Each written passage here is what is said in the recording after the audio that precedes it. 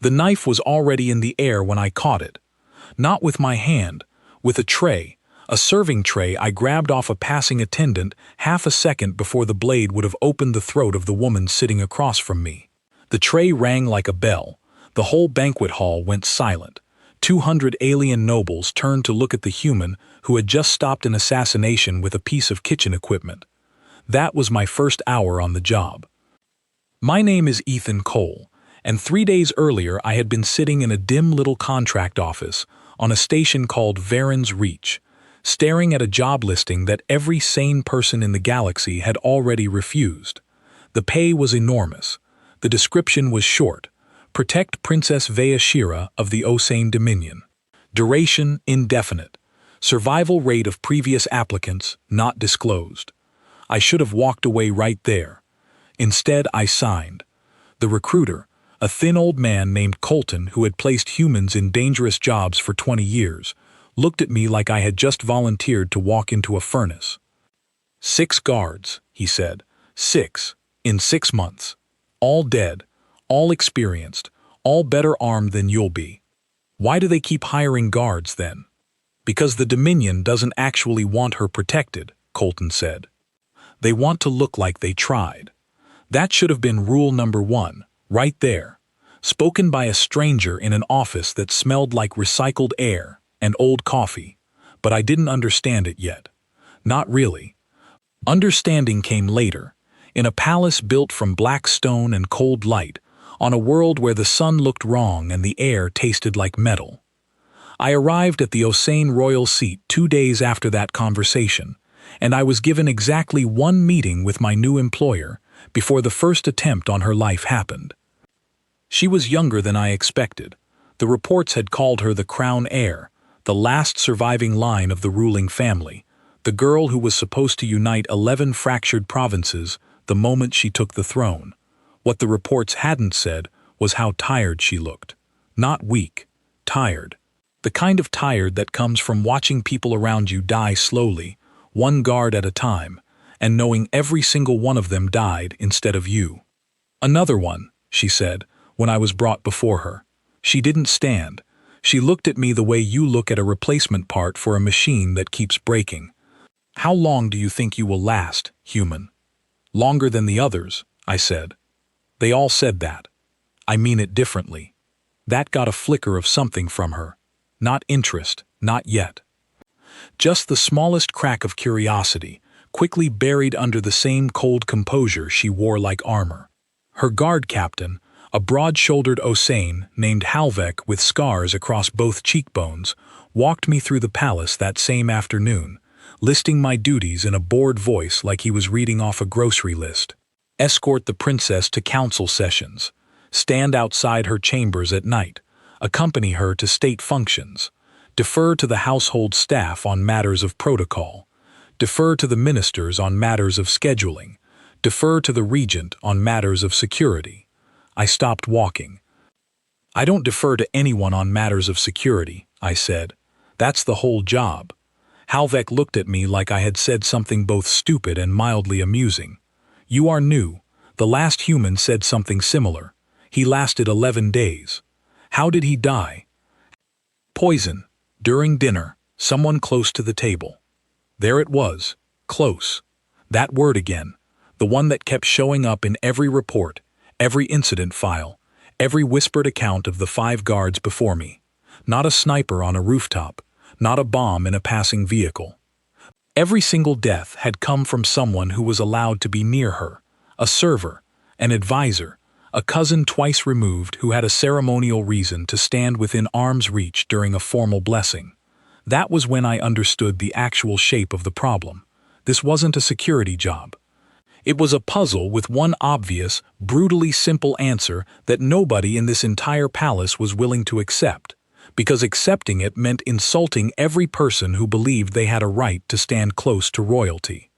I found the princess again that evening, in a garden courtyard lit by strips of pale blue light set into the black stone walls. She was alone, which already told me something about how seriously her own household took her safety. I didn't announce myself. I just walked up and stood where I could see every entrance to the courtyard at once. You are supposed to wait to be summoned, she said, without turning around. I'm supposed to keep you alive. Those aren't always the same thing. She turned then, studying me with dark eyes that seemed to weigh more than they should. You have a rule already. I can see it on your face. Humans wear their thoughts so plainly. One rule, I said. Nobody comes close. Not court, not kin, not the people who've served your family for generations. Not confessors, not cousins, not anyone claiming tradition gives them the right. If they don't need to be within arm's reach of you to do their job, they don't get to be within arm's reach of you. Ever? She almost laughed. Almost. Do you understand what you are suggesting? Half my court would call that an insult. The other half would call it madness. My own regent stands beside me during every formal address. My physician touches my hand to check my pulse. My ministers. Your ministers can talk to you from 10 feet away. Your physician can use instruments instead of hands. Your regent can stand beside a mark on the floor instead of beside you. I don't care how it looks. I care whether you're alive next month. For a long moment she said nothing. The blue light shifted across her face, and I watched her actually consider it, weigh it the way a ruler weighs a law, rather than the way a frightened girl weighs a threat. That was the first thing I respected about her. She wasn't fragile. She was cornered, and cornered is a very different thing. You will make enemies, she finally said. I already have. Halvek doesn't like me. Your household staff looked at me tonight like I was something tracked in on someone's boot. That's fine. I'm not here to be liked. Then why are you here? I thought about Colton's office, the recycled air, the flat certainty in his voice when he said the Dominion didn't actually want her protected. I thought about the pay that was too large for any job that wasn't also a death sentence. But that wasn't the real answer, and some part of me knew it even then, standing in that strange garden under a sky the wrong color. Because everyone else in this palace has a reason to let you die, I said. A political reason, a family reason, a tradition reason. I don't have any of those. I only have the one I signed up for. She looked at me for a long moment, and something in her posture changed, just slightly, like a wall settling half an inch. Then she turned back toward the palace, and over her shoulder, in a voice that carried no warmth but also, for the first time, no mockery, she said the words that would define the next 6 months of my life. Then keep your rule, human. Let us see how long it survives contact with my court. I didn't sleep that first night. I walked the perimeter of her wing of the palace instead, mapping exits, counting guard rotations, memorizing the faces of every servant who passed through the corridors after dark. Somewhere around the 3rd hour, I found a maintenance passage that ran directly beneath her sleeping chambers, unguarded, unlocked, wide enough for a person to crawl through. Nobody had thought to check it in 6 previous assignments. Nobody had thought a princess needed protecting from the architecture of her own home. I sealed it myself before dawn, using nothing but a maintenance override I bribed out of a night shift engineer, with 2 weeks of my advance pay. It wasn't elegant. It wasn't approved. It broke at least 4 regulations that Halvek would later quote at me with obvious satisfaction. But it worked, and 3 days after that, at the banquet where a hired blade tried to open the throat of the woman across the table from me, I understood exactly why every previous guard had failed. They had been trying to protect a princess from her enemies. I was going to protect her from everyone. The attendant whose tray I grabbed stood frozen, his hand still raised where the tray had been. Behind him, half hidden in the crowd near the wine service, a figure in ceremonial gray was already turning to leave, moving with the unhurried calm of someone who expected to walk away clean. I didn't chase him yet. I couldn't. My hands were full holding the tray steady, my eyes locked on the princess to make sure the blade hadn't grazed her after all, my body already calculating the fastest path between her chair and the nearest exit if a second attempt followed the first. She hadn't moved, not an inch. She sat perfectly still, staring at the blade now embedded in the tray inches from where her throat had been, her face pale but composed, the same mask of cold control she wore for everything. "Are you hurt?" I said. not a question. I needed the answer immediately. "No," she said, and her voice was steadier than mine would have been. "You are fast. Not fast enough. I should have seen the throw before it started." Halvek arrived a half-second too late, shouting orders that scattered the crowd and sent a dozen guards chasing after a figure in gray who had already vanished into the maze of corridors beyond the hall. He would not be found that night, or the next, and the investigation that followed would produce exactly nothing, because that was how this palace worked. Threats disappeared into the architecture of tradition and politics, the same way that maintenance passage had sat open beneath the princess's chambers for 6 previous guards without a single one of them noticing. But something had changed in that room, in that single frozen second between the knife leaving a stranger's hand and the tray stopping it. 200 nobles had watched a human do something none of their own elite guards had managed in 6 attempts, and one princess, sitting very still in a chair that should have been the last place she ever sat, had watched me choose her life over every rule of etiquette in her court. Later that night, after the hall had been cleared and the wine glasses swept away and the blade taken for an examination that would tell us nothing useful, she found me standing outside her chambers instead of the other way around. She didn't say thank you. Osane royalty, I would learn, almost never did. Instead, she looked at the sealed maintenance passage below her floor, the one Halvek was still furious about, and then she looked at me. "How many more rules do you have?" she asked. "Just the one," I said, "but I intend to enforce it very seriously." "Good," she said, and for the first time since I had arrived on this cold black world, there was something almost like approval in her voice. "Because I think, human, that you are the first guard my family has ever hired who understood that the danger was never outside the palace walls." I didn't answer that. I didn't need to. We both already knew it was true, and we both knew that knowing it made me more dangerous to certain people in that palace than any weapon I carried. That was the night the real war began, though neither of us said it out loud. It didn't start with an army.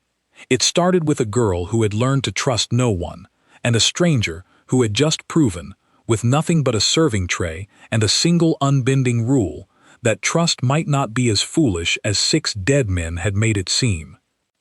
The next attempt came wrapped in tradition, and that was almost worse, because tradition was a weapon nobody in this palace would let me take away. It happened 9 days after the banquet. I had spent those 9 days rebuilding the princess's security from the ground up, one broken rule at a time. I moved her sleeping chambers to a room with a single entrance.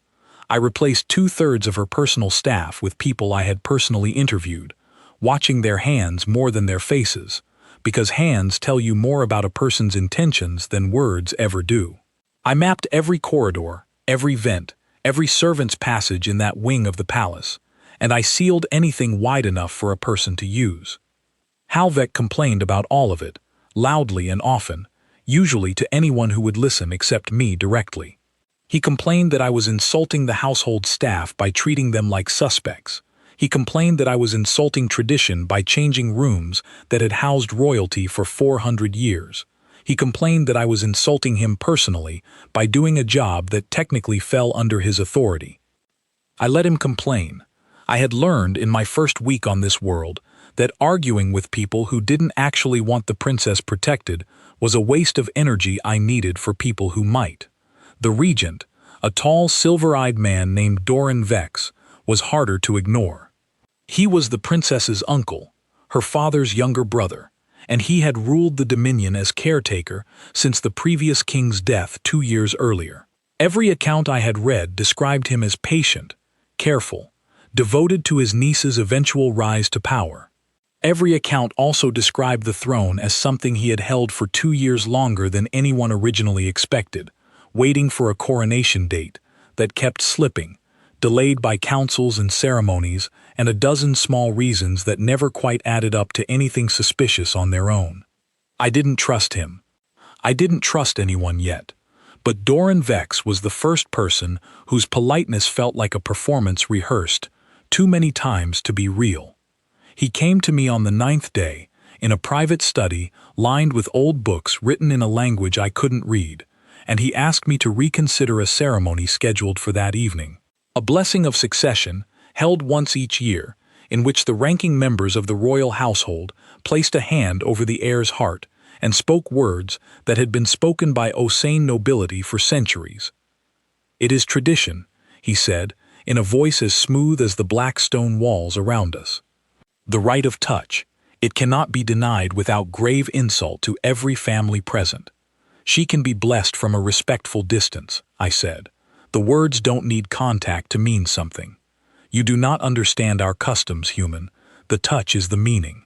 Without it, the blessing is empty, and denying it publicly would tell every noble house in the Dominion that the crown considers them threats.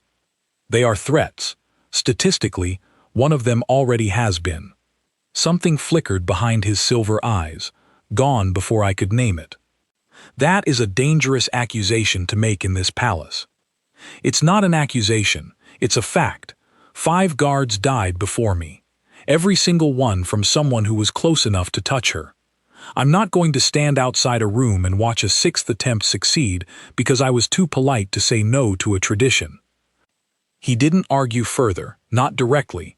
He simply smiled, thanked me for my diligence, and left the study, and I understood in that moment that I had made an enemy far more dangerous than the man with the knife at the banquet. That man had been paid to fail. Doran Vex, I suspected, had been the one paying. I brought the matter to the princess that afternoon, in the small council chamber where she reviewed reports before evening functions. She listened, without interrupting, her expression unreadable, until I finished. "He is right about one thing," she said, when I was done. "Refusing the blessing publicly will cause serious offense. Some houses will see it as an accusation. Others will simply see it as weakness, a crown too frightened of its own nobility to accept a sacred right. I don't care how it looks. I know you don't. That is precisely why I need to think about how it looks, because unlike you, I have to rule these people once the blessing is finished, and you have gone home to whatever world humans call home." That stung more than I expected it to, not because she was wrong, because she was right, and because some part of me had already stopped thinking about home as anywhere other than this cold palace with the wrong-colored sky. "Then let me change the ceremony instead of canceling it," I said. "Let the words stay, change only the touch, a closed fist over the heart instead of an open palm against the chest. Still contact, still tradition, but contact I can control the angle and speed of. Nobody gets close enough to slip a blade or a needle without me seeing it a full second before it happens."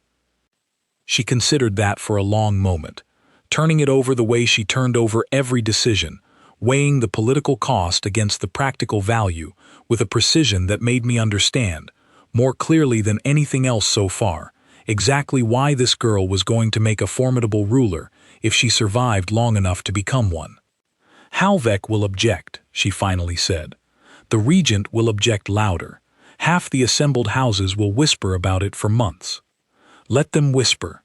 Whispering is better than mourning." That earned the ghost of a smile, quick and almost startled, like she hadn't expected herself to find anything about this conversation amusing. "You have a talent for saying the correct thing in the most irritating possible way, Ethan Cole." It was the first time she had used my actual name instead of simply calling me human, I noticed. I don't think she meant for me to.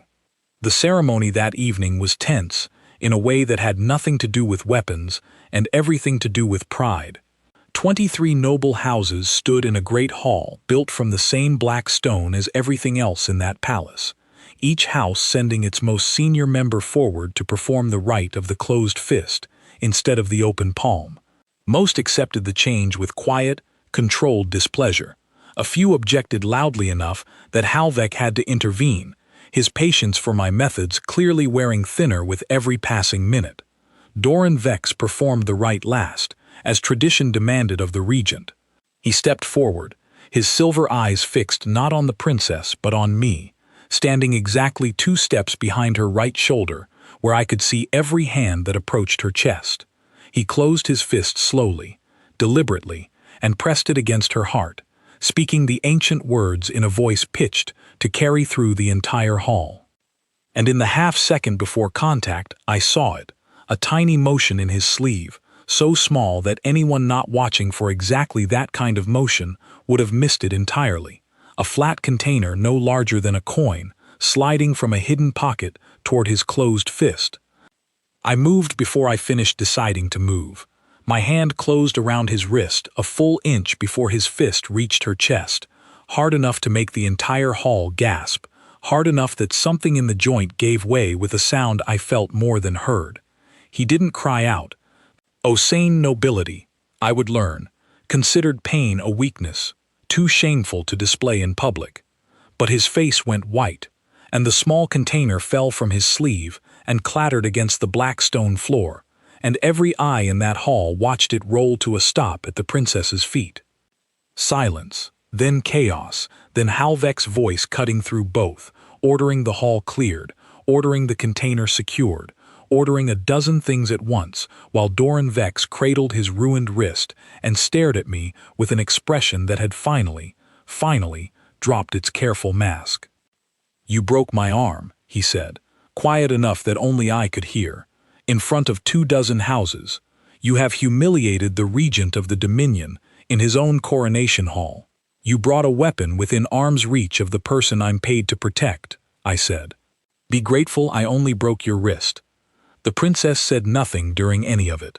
She stood perfectly still throughout the confusion, watching the container roll and stop, watching her uncle's face lose its color, watching me hold his wrist at an angle that made further movement impossible.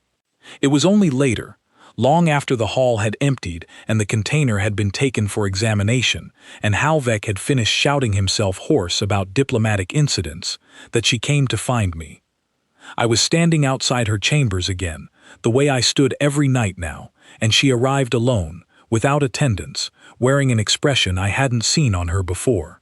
Not the cold composure, not the tired weight of 6 dead guards, something closer to fury, though I couldn't yet tell whether it was aimed at me, at her uncle, or at the entire rotten structure of a court that had let this happen under her own roof for 2 years without anyone stopping it. "You broke a member of my own family's wrist in front of my entire nobility," she said. "Yes, without asking me first. There wasn't time to ask. There was time to act."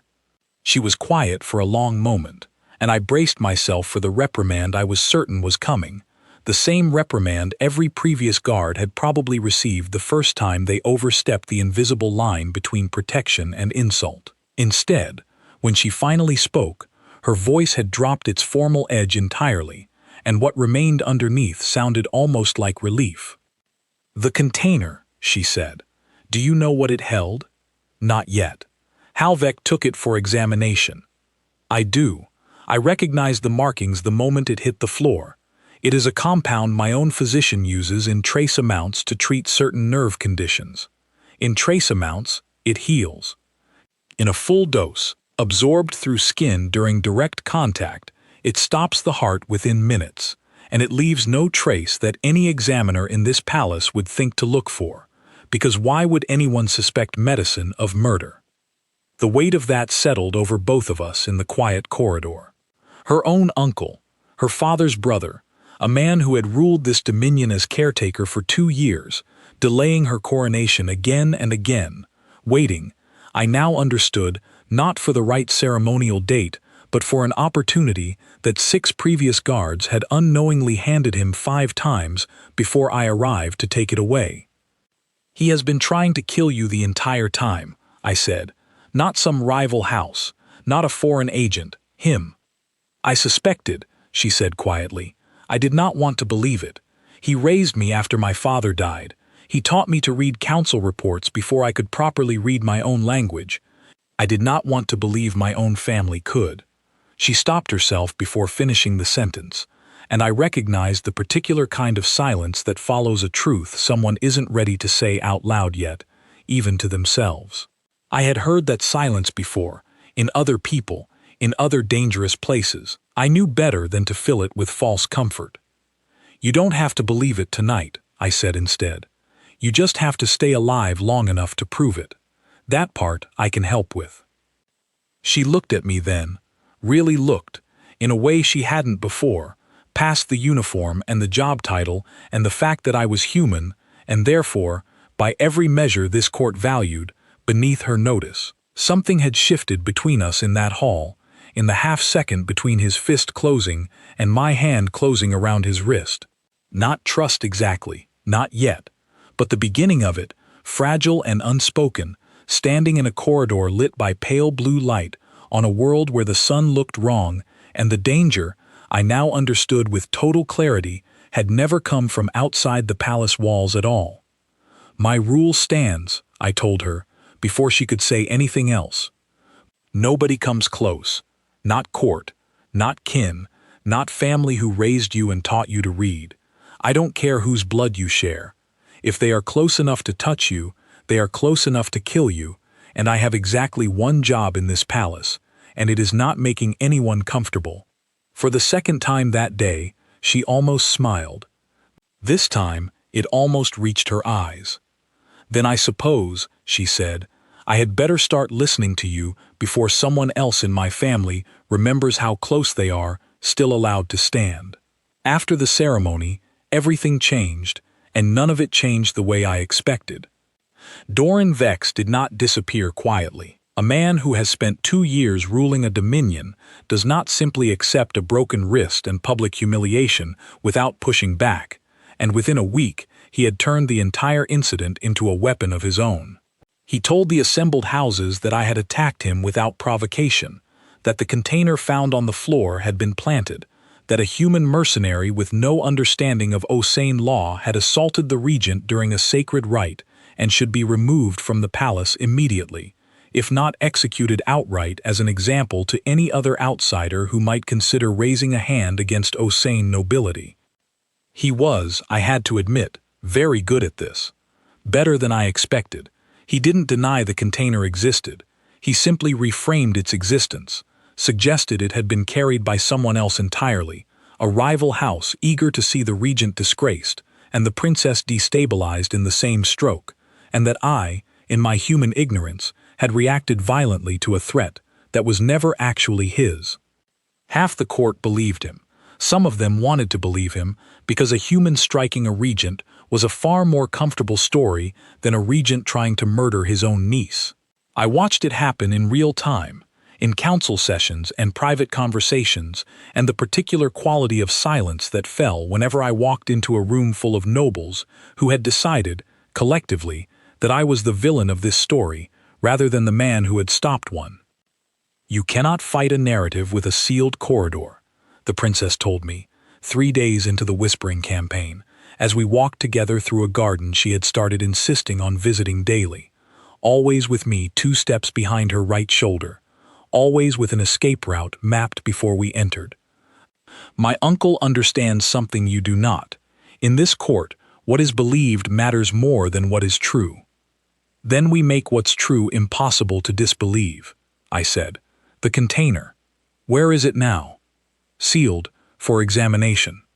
Halvek insisted on handling it personally, given the accusations against you. That worried me more than I let her see. Halvek had never liked me, had never hidden his contempt for a human doing a job he believed belonged to Osane soldiers, and I had no way of knowing whether his dislike was simple professional pride or something Doran Vex had quietly purchased along with a dozen other loyalties in this palace. I asked her, carefully, how much she trusted her own guard captain. She was quiet for a long moment before answering. He served my father for 30 years. He carried me on his shoulders when I was small enough to fit there. I have trusted him my entire life. That's not an answer to the question I asked. I know, she said, and the honesty in that admission told me more than any reassurance could have. I do not know any more who I can trust in this palace, Ethan. I have not known for 2 years. That is the entire reason 6 guards before you are dead, and the reason I stopped letting myself hope the 7th would be any different. I didn't have a comforting answer for that, so I didn't offer one. Instead, I did what I had been doing since the first night I walked the perimeter of her wing alone. I started building a case, piece by piece, evidence a court full of doubters couldn't dismiss as human paranoia or foreign misunderstanding.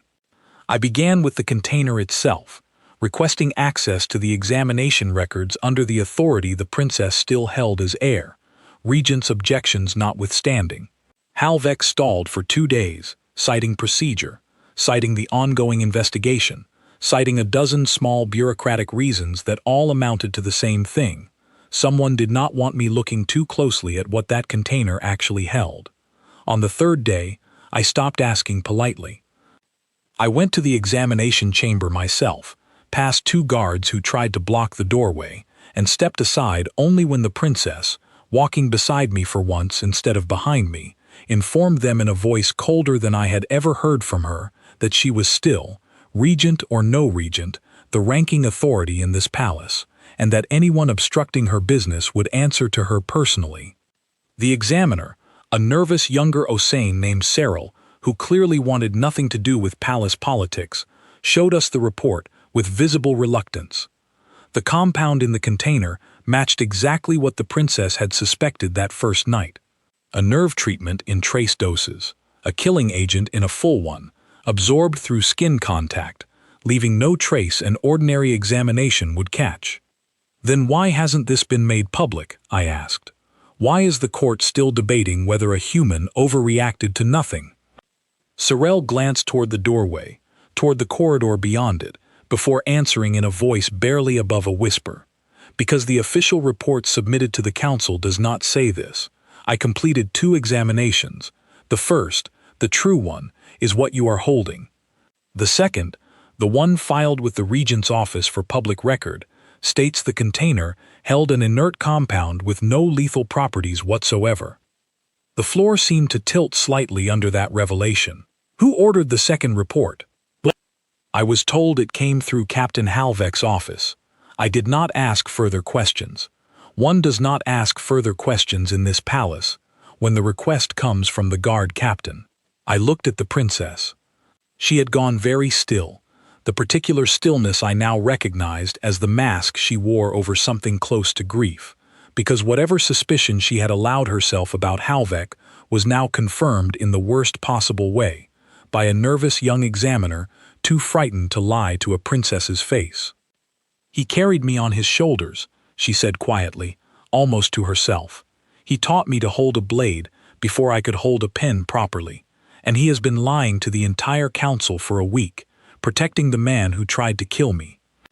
We don't know that he knows what the container really held, I said, though even as I said it, I understood how thin that hope sounded. Maybe someone gave him the false report already prepared. Maybe he's covering for the regent without knowing why. Do you believe that?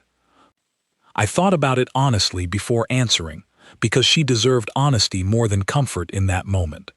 No, I don't think HFY is stupid enough to bury a report without asking what he was burying. I think he made a choice, and I think we need to find out why before we decide what to do about it. We didn't have to wait long to find out why.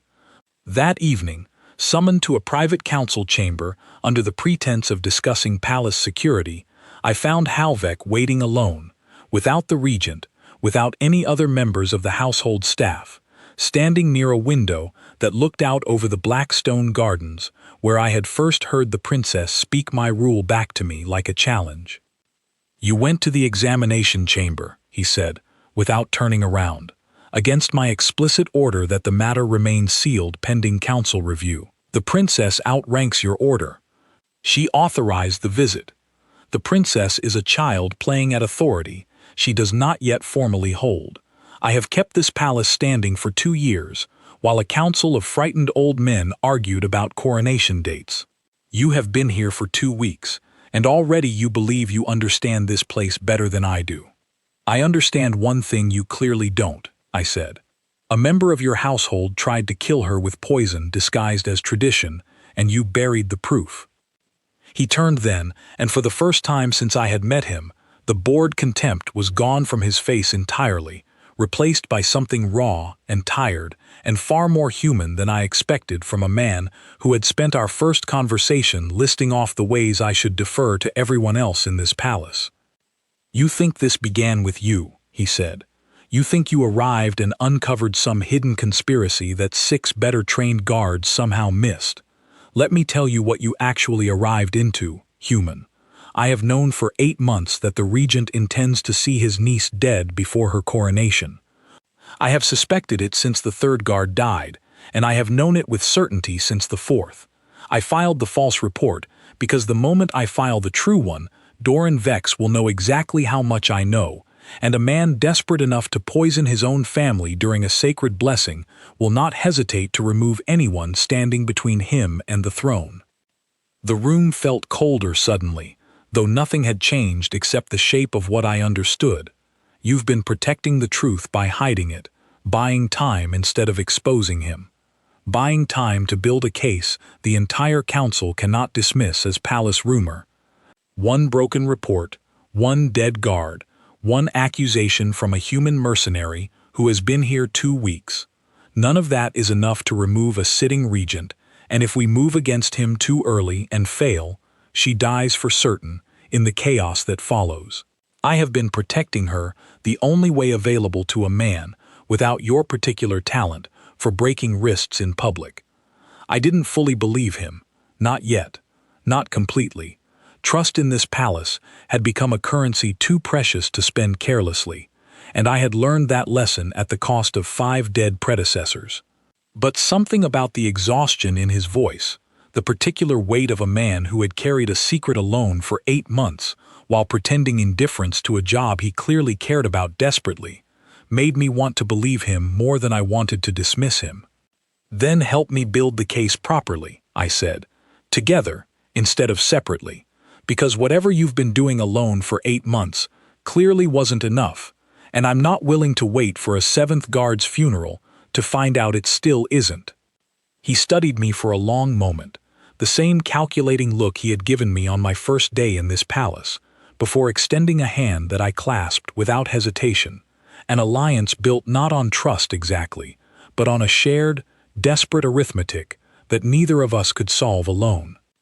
We spent the following 2 weeks building that case in secret, piece by careful piece. Halvek provided access to household records I could never have obtained on my own, patterns of movement and scheduling that showed Doran Vex had personally arranged staff placements for every one of the 6 previous attempts on the princess's life. I provided the outside perspective that let us see connections his years of palace loyalty had blinded him to, small inconsistencies in the regent's public statements, a pattern of delayed coronation dates that lined up suspiciously well with moments when the princess's guard had briefly grown weaker or more distracted. We brought in Serel, the nervous young examiner, whose conscience finally won out over his fear once he understood he wasn't alone in what he knew. We brought in 2 members of the household staff I had personally vetted during my first week, whose small observations about who moved through which corridors, at which hours, filled in gaps neither Halvek nor I could see from our own limited vantage points. The princess herself insisted on being part of every conversation, refusing every attempt by either of us to shield her from the details of a conspiracy aimed at her own life. I have spent 2 years being protected from the truth by people who thought it kinder, she told me, during one of those late council sessions, the black stone walls lit by pale artificial light while the rest of the palace slept, unaware of what was being assembled in this small, guarded room. It was not kinder. It was 6 funerals and 8 months of my own uncle's lies. I would rather know exactly how close death has stood to me than be comforted by ignorance. I understood that better than she probably realized.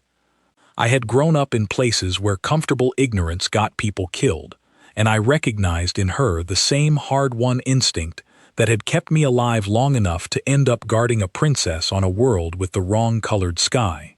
It was during those 2 weeks, more than during any single dramatic confrontation, that something between us shifted from professional necessity into something neither of us named out loud. Not romance, not yet, not anything either of us had time to examine closely with a conspiracy still unfolding around us. Something quieter than that. Recognition, maybe. The particular understanding that passes between 2 people who have both learned, the hard way, that survival requires trusting almost no one, and who had somehow, against every instinct built by that lesson, started trusting each other anyway. By the end of the 2nd week, we had enough. Not a confession, not yet, but a pattern so consistent, so thoroughly documented across 8 months and 6 deaths that no council in the Dominion could credibly dismiss it as human misunderstanding or palace rumor. Halvek believed we should move immediately, present the evidence to the full council, and force a formal accusation before the regent could react. I disagreed, and it was the first real argument between us since our alliance began. If we accuse him publicly, and he has even one loyalist left in that room, we've handed him warning without securing an arrest, I said. He'll have hours, maybe a full day, before any formal action takes effect. A man who has spent 8 months planning 6 separate attempts will not waste a single one of those hours. Then what do you suggest instead? We cannot wait forever. Her coronation approaches, and every day we delay is another day he might succeed where the others failed. I thought about that for a long moment, turning over everything we had learned, everything I understood now about the shape of this palace, and the particular vanity of a man who had ruled it as caretaker for 2 years, while telling himself he deserved to rule it forever. And slowly, uncomfortably, an answer took shape. The coronation, I said. We don't delay it further, we move it forward, publicly, before he expects it, and we make certain the entire assembled nobility of this dominion is standing in one hall to witness it. If he wants to stop her from taking that throne, he will have exactly one chance left to try, in front of every witness we need, at a moment we control completely, instead of one he chooses. Halvek stared at me like I had suggested something either brilliant or suicidal, and given everything I had learned about this palace so far, I suspected it might genuinely be both. You want to use her coronation as bait, he said slowly. I want to use it as a trap, I corrected. There's a difference, and the difference is that this time we choose the ground. The princess, who had been listening silently from the far end of the table, finally spoke, her voice steady, in a way that told me she had already made her decision before either of us finished arguing the plan through. Then let us set the date, she said. I have waited 2 years to take a throne that belongs to me. I will not spend a single additional day hiding from a man who murdered 5 people trying to make certain I never sit in it. The coronation was set for 11 days later, and every one of those 11 days felt like walking across ground I couldn't quite trust to hold my weight. We built the trap carefully, in layers, the way I had learned to build every defense since arriving in this palace. Halvek quietly repositioned loyal guards throughout the great hall where the ceremony would take place, men and women he had personally vouched for after 2 weeks of the two of us cross-checking every name against the patterns of the 6 previous attempts. I mapped the hall itself as thoroughly as I had once mapped the maintenance passage beneath the princess's chambers, memorizing entrances, sight lines, the exact placement of every column wide enough to hide behind, and every servant's door narrow enough to escape through. Sorel, the young examiner whose conscience had finally broken free of his fear, prepared a second report, the true one this time, sealed and ready to be presented to the full council the moment it was needed, time to arrive not as an accusation offered quietly in advance, but as an undeniable weight dropped into the middle of a hall too crowded with witnesses for anyone to bury it again.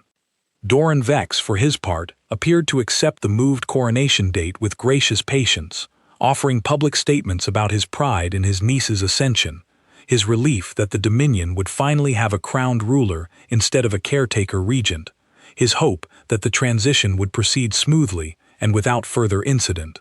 I watched every one of those statements with the particular attention of a man who had learned, painfully, exactly how convincing this man's politeness could be, and I trusted none of it. The princess trusted it least of all. In the days leading up to the ceremony, I watched her prepare with a discipline that impressed me more than anything else about her so far, reviewing security arrangements alongside Halvek and me late into the night, memorizing the exact choreography of a ceremony designed to give her uncle exactly one final opportunity while denying him every advantage he had relied on in the previous 6. He will not use poison again, she said, during one of those late sessions, tracing the ceremonial layout across a table between us. Not after what happened at the blessing. He knows now that you watch for it specifically. Then what does he use instead? Something faster. Something that doesn't require contact at all, if he suspects you will not allow him close enough for contact again. She looked up at me, and there was fear in her expression now, carefully controlled but unmistakably present, the first time I had seen it since that first night in the garden. A weapon. Something that can strike from a distance, in a hall too crowded to easily identify a single attacker among 200 witnesses. That possibility had already occurred to me, and it was the reason I spent 3 of those 11 days working with HFY to identify every angle in the Great Hall from which a projectile weapon could reach the ceremonial dais, every column and gallery and elevated seating position that offered a clear line toward the spot where the princess would stand to receive her crown. We couldn't close all of them. The hall had stood for 400 years, built with sight lines meant to let every noble house witness their ruler's ascension clearly, and closing those sight lines would have meant tearing apart architecture as old as the Dominion itself. So instead, I did the only thing that made sense. I planned to stand exactly where any clear shot toward her would have to pass through me first. She argued against that plan more fiercely than she had argued against anything else in our 11 days of preparation. That is not protection, Ethan. That is a decision to die in my place if my uncle succeeds where poison failed. That's the job. It is not the job I want from you. It's not about what either of us wants, I said. It's about the fact that I'm the only person in this palace whose death doesn't destabilize a dominion of 11 provinces. Your death starts a war between houses that have been waiting 2 years for an excuse to fight each other over the throne.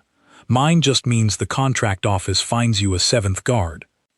Do not speak of yourself that way, she said, sharper than I expected, sharper than the moment seemed to warrant, and something in her voice told me this argument had stopped being about tactics several sentences earlier. You are not a line in a contract to be replaced. I forbid you from standing there as though your life matters less than mine. I didn't have a good answer for that, and I didn't try to find one. We let the silence sit between us instead, heavier than either of us wanted to acknowledge, until she finally looked away and returned to the ceremonial layout on the table, and we didn't speak of it again until the morning of the coronation itself. The great hall was full by midday, every one of the 23 noble houses present in their formal colors, along with foreign delegations from neighboring systems who had traveled considerable distances to witness the Dominion finally crown a ruler instead of extending its regency for a 3rd year. Doran Vex stood near the dais in ceremonial robes, his broken wrist healed now but still held with a slight stiffness that he wore, I suspected, like a badge of grievance rather than an injury, a visible reminder to every house present of the human guard's supposed brutality against their beloved regent. I stood exactly where I had told the princess I would stand, 2 steps to her right and 1 step forward, angled to intercept any line of approach or any line of fire, while Halvek positioned himself opposite me with a dozen loyal guards spread carefully through the hall, close enough to react but not so close as to signal that anything unusual had been planned. The ceremony began the way 400 years of tradition demanded. The ancient words, spoken first by the ranking elder of the eldest noble house, then echoed by the assembled representatives of all 23 provinces. The presentation of the crown itself, an ornate circlet of black metal that caught the pale light of the hall and scattered it in narrow silver lines across the surrounding stone. The princess stood at the center of it all, straight-backed, composed, betraying nothing of the fear I knew she carried beneath that careful mask, and I watched the crowd instead of watching her, because watching her was Halvek's job in that moment, and watching everyone else was mine. It happened during the final procession, the moment when tradition required the regent himself to step forward and place the crown upon the heir's head, sealing the transition of power with the same hands that had held the throne in trust for 2 years. I had expected this.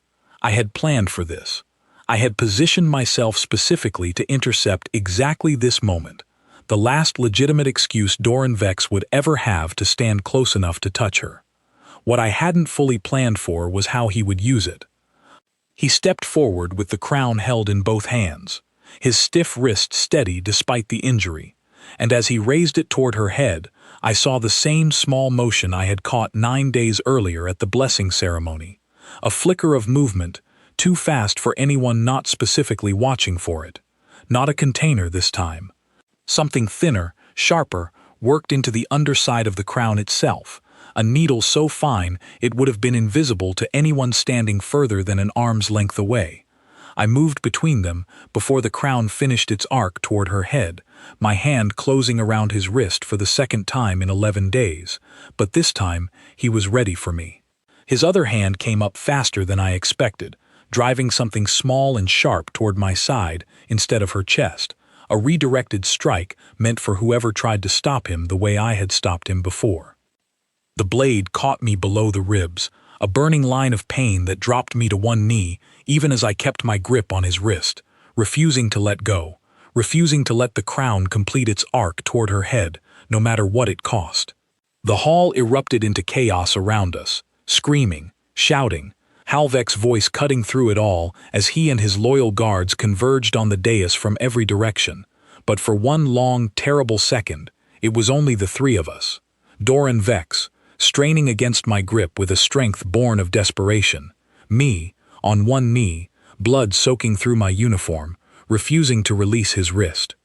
And the princess, standing directly above us, staring down at a needle still gleaming beneath the crown her uncle had tried to place upon her head. She moved then, faster than I had ever seen her move, faster than any of the careful, composed motion she had shown throughout every ceremony and council session since I arrived in this palace. She struck the crown from his hands entirely, sending it clattering across the black stone floor, and in the same motion, she drove something I hadn't even known she carried, a small ceremonial blade concealed beneath her formal robes, into her uncle's side with a precision that told me this was not the first time she had trained for a moment exactly like this one. He fell. I fell a moment after him, the burning line beneath my ribs finally overwhelming whatever adrenaline had kept me upright, and the last clear thing I remember before the hall dissolved into a blur of shouting guards and rushing attendants was the princess kneeling beside me, instead of beside her fallen uncle, her hands pressed against the wound at my side with a desperate, focused intensity that had nothing left of the cold composure she wore for the rest of her court. "You do not get to die for me," she said, her voice breaking in a way I had never heard from her, not once, in 11 days of careful planning or 2 weeks of building a case against her own family. That was never the arrangement, Ethan Cole. You do not get to make that choice without asking me first. Didn't have time to ask. I managed, echoing, without quite meaning to, the same words I had said to her after breaking her uncle's wrist 11 days earlier. There was time to act. Whatever she said after that, I didn't hear clearly, because the edges of the hall had started going dark, and the last thing I felt before losing consciousness entirely was her hands, still pressed hard against my side, refusing to let go the same way I had refused to let go of a murderer's wrist to save her life. I woke 3 days later in a room I didn't recognize, sunlight the wrong color filtering through a window I had never seen before, and the first thing I understood, before I understood anything else, was that I was still alive, which felt, for a moment, like the most surprising fact in the entire galaxy. The second thing I understood was that the princess was sitting beside my bed, and had been, according to the physician who came to check on me shortly after I woke, for most of the 3 days I had spent unconscious, leaving only when council business made her absence unavoidable and returning the moment it was finished. "You are supposed to be recovering," she said, when she noticed I was awake, her voice carrying an edge of something between relief and exasperation that I was slowly learning was simply how she expressed feelings too large for her usual composure to fully contain. "Not staring at me like you are surprised I am still here. I am surprised. Rulers don't usually sit at a bodyguard's bedside for 3 days. I am not yet a ruler," she said. "The coronation was interrupted, if you recall, by my uncle attempting to murder me with a poisoned crown and then stabbing my guard when he intervened. We have rescheduled it for next month, once the council has finished processing the considerable amount of evidence Halvek and Cyril presented in the days following the ceremony. The details came to me slowly over the following hours, pieced together between rest and the physician's careful monitoring of a wound that had come closer to killing me than I wanted to admit, even to myself. Doran Vex had survived his injury, barely, and was now formally charged before the full council. The true examination report finally presented alongside 8 months of documentation connecting him to all 6 previous attempts on his niece's life. The needle beneath the crown had been analyzed and matched to a compound even more direct than the one used at the blessing, one that would have killed her within seconds of contact rather than minutes. A final desperate escalation from a man who understood, correctly, that this was his last opportunity before the throne passed permanently beyond his reach. Halvek had been publicly vindicated, his 8 months of quiet, careful work finally understood by a council that had spent most of that time assuming his loyalty belonged entirely to the regent rather than to the girl he had carried on his shoulders as a child. He visited me twice during my recovery, gruff and awkward in a way that suggested gratitude didn't come naturally to a man who had spent 30 years guarding his emotions as carefully as he guarded his princess, but grateful nonetheless. "You were reckless," he told me on his second visit, standing at the foot of my bed with his arms crossed. Standing directly in the path of a blade meant for someone else. Any trained soldier would call that poor tactics. Worked, though. It worked because you were fast enough to survive your own poor tactics. That will not always be true. He paused, and something shifted in his expression, softening slightly in a way I suspected cost him considerable effort. For what it is worth, human, I no longer believe the previous guards failed because they lacked skill. I believe they failed because none of them were willing to make the choice you made in that hall. I am glad it was you standing there instead of one of them. That was as close to a compliment as I expected to ever get from Halvek, and I took it for what it was worth, which was considerable.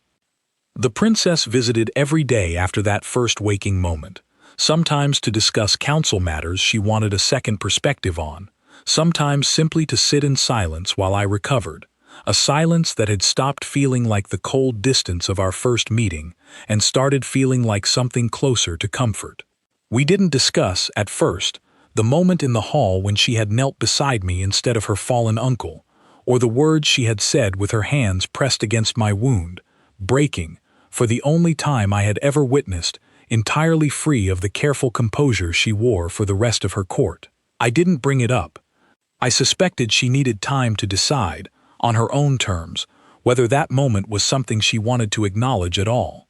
She brought it up herself, eventually, on the 7th day of my recovery, when the physician finally allowed me to sit upright and walk the short distance to the window without assistance. "I have been thinking about what I said to you," she said, without preamble, standing near the window while I settled carefully into a chair beside it. "In the hall, after my uncle fell. I remember. I meant it, every word. You do not get to make that choice without asking me first, Ethan Cole, and I have spent 7 days deciding what I intend to do about the fact that you will very likely try to make that same choice again, the next time someone threatens my life, because it appears to be simply who you are, rather than a decision you make consciously each time." I didn't have a good response to that, mostly because she was right, and there was no honest way to deny it. "It's the job," I said, though even as I said it, I understood how thin that explanation had become, after everything we had survived together. "It stopped being only the job some time ago," she said, quiet but certain, the same certainty she had carried into every difficult decision since the night I first told her my rule in a garden lit by pale blue light. "I do not know precisely when, perhaps the banquet, when you caught a blade with a serving tray. Perhaps the blessing, when you broke my uncle's wrist without hesitation to protect me. Perhaps it was simply the accumulation of every small moment across 2 weeks, watching a man who owed me nothing personally choose, again and again, to place himself between me and every danger this palace has ever contained." "What are you saying?" I asked, though some part of me already understood, had understood for longer than I wanted to admit, even to myself, sitting in a garden that first night and feeling something shift that had nothing to do with contracts or duty, or the enormous pay that had first drawn me to Colton's office on Varen's Reach. "I am saying that my coronation is in 3 weeks," she said. "I am saying that when I take this throne, I will need a guard whose rule I trust more than any tradition this court has ever demanded of me. And I am saying that I have decided, against every piece of political advice my council would give me if I ask them, that I do not wish that guard to remain simply my guard for the rest of his life, standing 2 steps behind my shoulder while I rule alone." The room felt very quiet after that, the pale light from the window falling across both of us, and I understood, in that moment, exactly how far this had traveled from a job listing in a dim contract office that every sane person in the galaxy had already refused. "I still have one rule," I said, finally, when I trusted my voice enough to speak. "Nobody comes close." Something flickered across her face, the beginning of the same careful composure I had watched her wear for weeks. Bracing herself, I realized, for a rejection she had clearly expected to be possible. "That rule hasn't changed," I continued, before she could speak again. "It's not going to change. Nobody comes close enough to hurt you, not ever again, not while I'm breathing. But I think, for the first time since I made that rule, I'm willing to consider that there might be exactly one exception worth making." The coronation, 3 weeks later, proceeded without incident. The great hall filled once more with 23 noble houses and foreign delegations. The ancient words spoken in full. The crown placed upon her head, not by a regent whose loyalty had proven false, but by Halvek himself, standing in as the ranking senior guard of the household, an honor the council granted him unanimously, after everything that had come before. I stood exactly where I had stood at the interrupted ceremony weeks earlier, 2 steps to her right and 1 step forward, watching the crowd instead of watching her, because that was still my job, and it always would be, regardless of what else had grown between us in the quiet spaces around it. Doran Vex faced judgment before the full council in the following months. The weight of 8 documented months of conspiracy and 6 deaths finally settling upon him in a verdict that stripped him of every title and privilege his family name had ever carried. It was not a moment either of us celebrated. There was no triumph in it, only the particular, exhausted relief of a danger finally, fully ended, and a young ruler who had learned, at considerable cost, exactly how far the people closest to her could go when the throne stood between them and their own ambition. The Dominion changed after that, slowly, in ways that took years, rather than months, to fully settle into place. Word spread across the neighboring systems of a human guard who had stood between a princess and a blade meant for her heart, not once but twice, not for the enormous pay that had first drawn him across the galaxy, but for something that had grown into far more than any contract could measure. Other houses, in other systems, began quietly seeking human guards of their own, not because humans were stronger or faster or more skilled than the soldiers their own species could provide, but because we carried something those systems had apparently never learned to value properly. Loyalty freely given, rather than loyalty bought and bound by centuries of tradition and blood obligation. I still stand 2 steps behind her right shoulder, most days, watching entrances and exits and the hands of everyone who approaches with a vigilance that has never fully faded, not even years into a peace neither of us takes entirely for granted. My rule has never changed. Nobody comes close, not court, not kin, not anyone claiming tradition or blood or history grants them the right to stand within arm's reach of the woman I am sworn, in every sense that matters, to protect for the rest of my life. Except her. Always. Now. Except her. She asked me once, long after the coronation, long after the last whispers about her uncle's trial had finally quieted across the Dominion, whether I regretted signing a contract that everyone in that dim little office on Varen's Reach had assumed would end in my death within a matter of months. I told her the truth, The same truth I had understood somewhere in that first garden conversation, long before either of us was ready to name it out loud.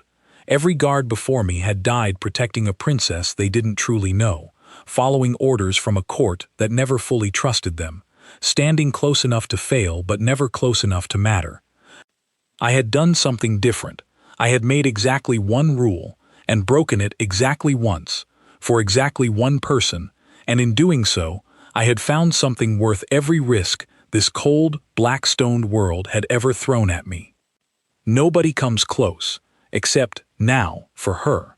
And that, I have come to understand, was never really a rule at all. It was always simply the truth, waiting for someone brave enough, or foolish enough, to finally say it out loud.